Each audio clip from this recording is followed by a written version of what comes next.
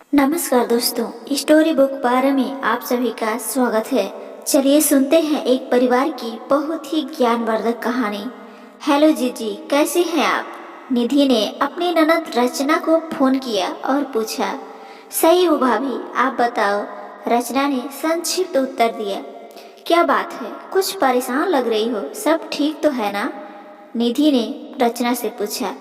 रचना ने बेबसी से कहा, बस भाभी, तुम तो जानती ही हो, हम रूबी की शादी की भाग दौड़ में लगे हैं।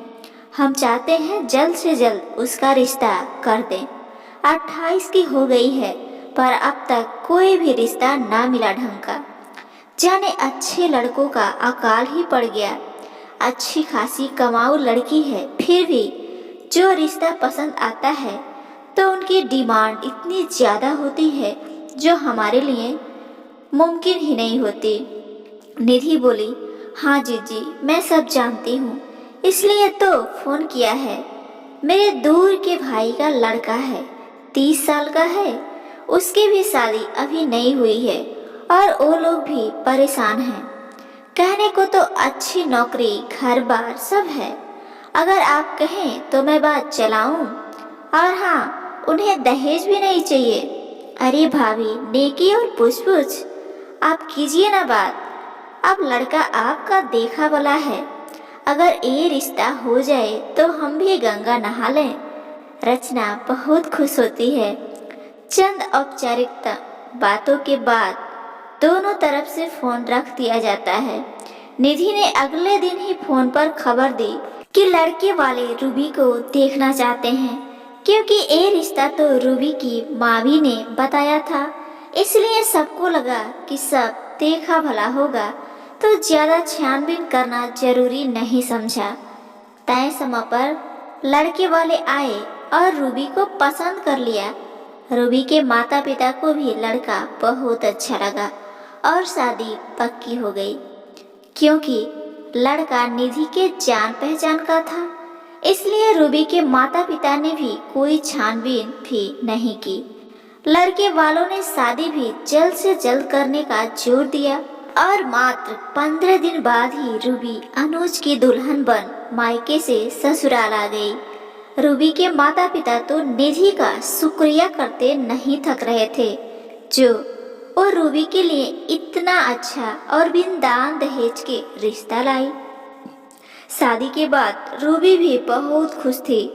उसने अपनी कंपनी में नौकरी छोड़ने का आवेदन दिया था, तो उन्होंने उसकी नौकरी ससुराल के नज़दीक वाली ब्रांच में शिफ्ट कर दी थी, क्योंकि वो रूबी के काम से बहुत खुश थे।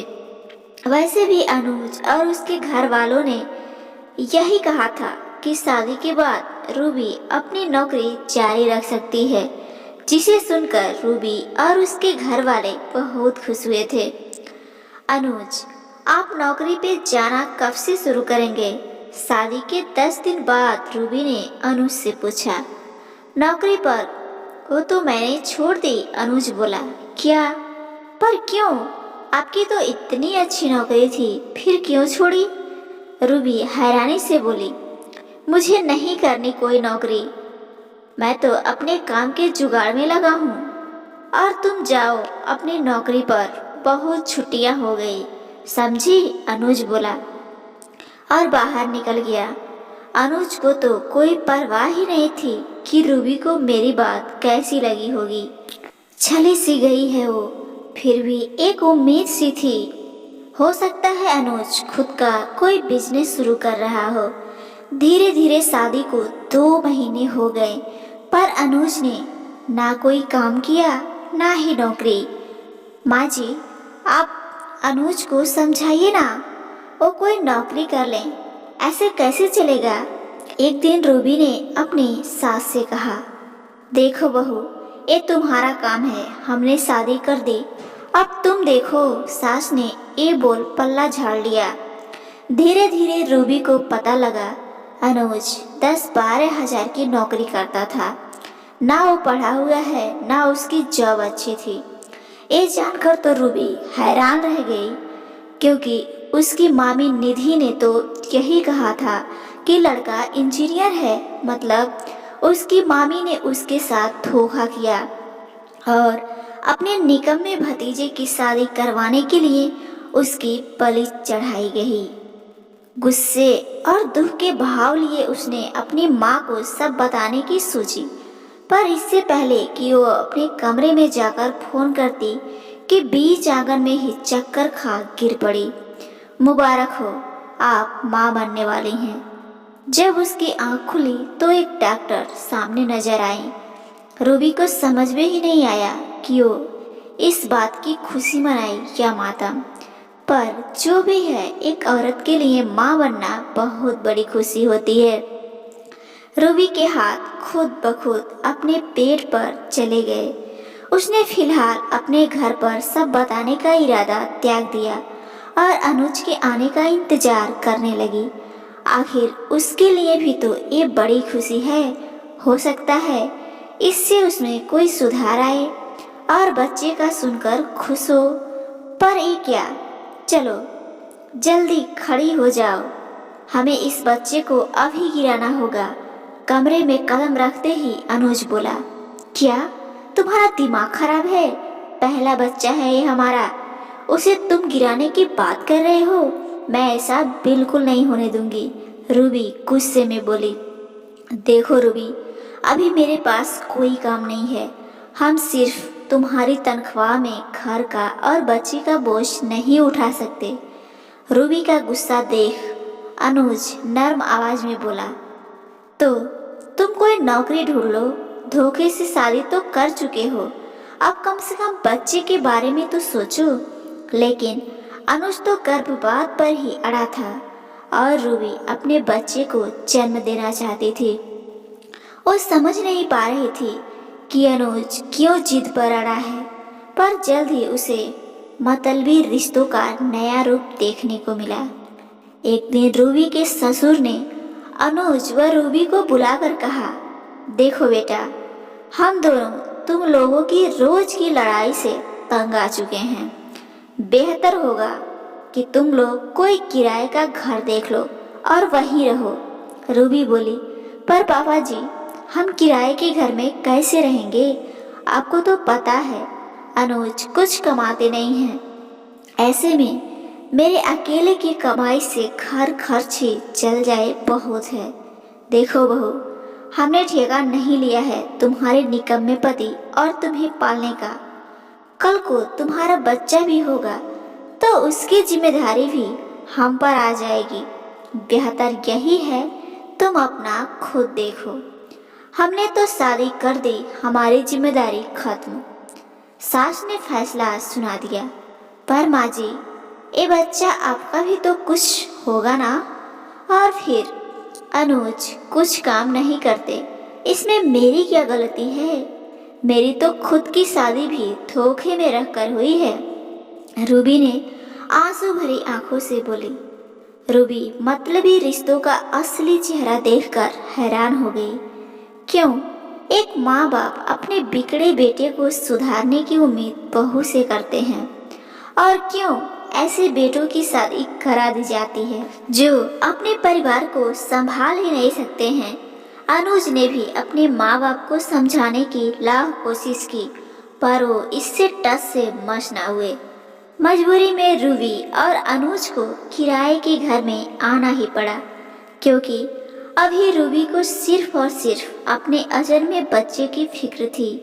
रूबी ने अपने दम पर किसी तरह अपनी गृहस्थी शुरू की और सब धीरे धीरे पटरी पर आने की उम्मीद में वो अनुज को समझाती भी रहती थी। पर अभी रूबी को मतलबी रिश्तों के और भी चेहरे देखने बाकी थे। रूबी के गर्भ में कुछ परेशानियां आईं और डॉक्टर ने उसे बेड रेस्ट बोल दिया। अब मजबूरी में रूबी को नौकरी छोड़नी पड़ी। अब पैसों के अभाव में घर के हालात बद से बदतर हो गए, तो मजबूरी में रूबी ने सब अपनी माँ को बता दिया। जब रूबी के भाई व पिता को उन्होंने सब बताया तो वो गुस्से में रूबी को उसके घर से ले गए। जब रूबी की माँ में निधि से शिकायत की गई तो उसने ये बोल पत्ता झाड़ लिया कि अब नौकरी तो वो करता था, ना भले कैसी भी सही, हमने सोचा था दोनों कमाएंगे तो घर चल जाएगा ठीक से। इसमें हमारी क्या गलती है?